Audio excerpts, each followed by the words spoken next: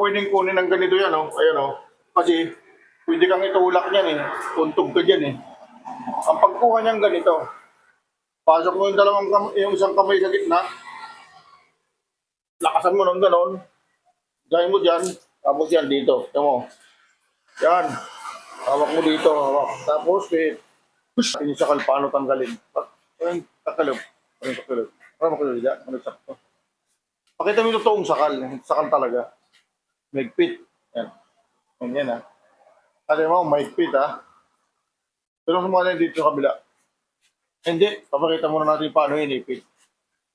Ganito yung pagkuha ng ng pag sinasakal ka. Ipitin mo to. Ipitin mo to.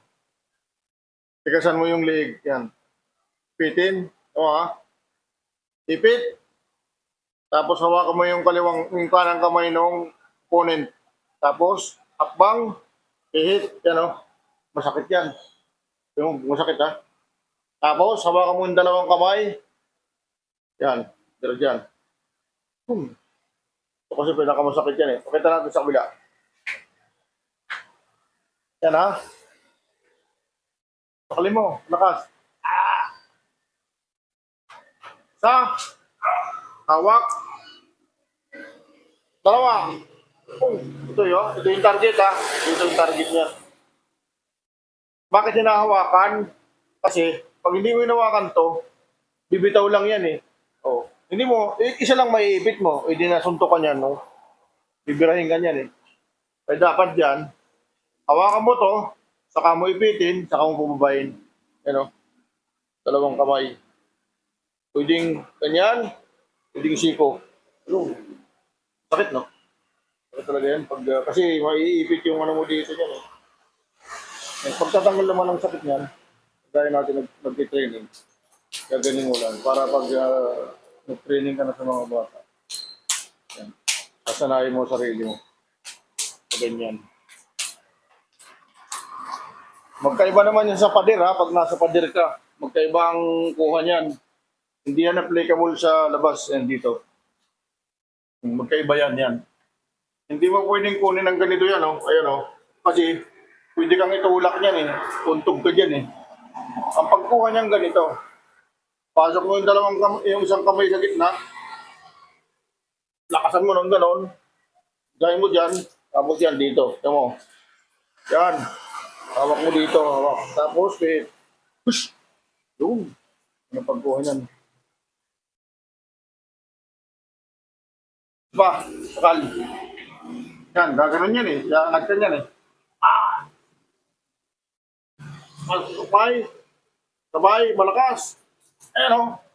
Dalawang kamay. Hawak. Pihit. Yan.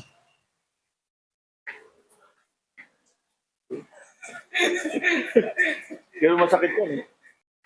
May kanya-kanya naman tayong style. Pero yung sa atin, ano yan, talagang epektibo yan. Dumaan daw yan sa maraming proseso. Maraming kuha kasi yan eh. Hindi rin naubra yung dalawang gano'n. Hindi po pwede yun. Mayroon kasing kuha tayo niyan. Meron tayo niyan sa sa higher belt na boxes. Yung ganyan. Dalawang kamay. Pag malakas ka kasi, hindi ka kayanin yan. Lakasan mo. Yan o. Hindi ba kakayan. Di tulad yung dalawang. Pag binagsabay-sabay mo ito, yuyoko ka kasi.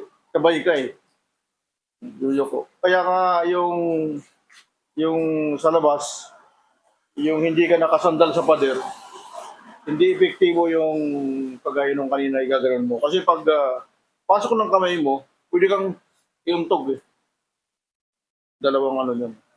Bali, may makikita ka naman. Ano mo lang, sisave mo lang lagi yan. Malaking bagay yung may natututunan ka.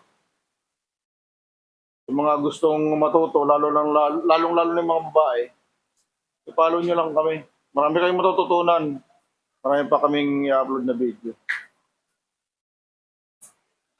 Iba kasi yan eh. Yung sa amin kasi, ang ini-emphasize namin yung mga street fight. Hindi yung pangkaraniwan lang na na away. Sa amin talaga, actual talaga yung actual.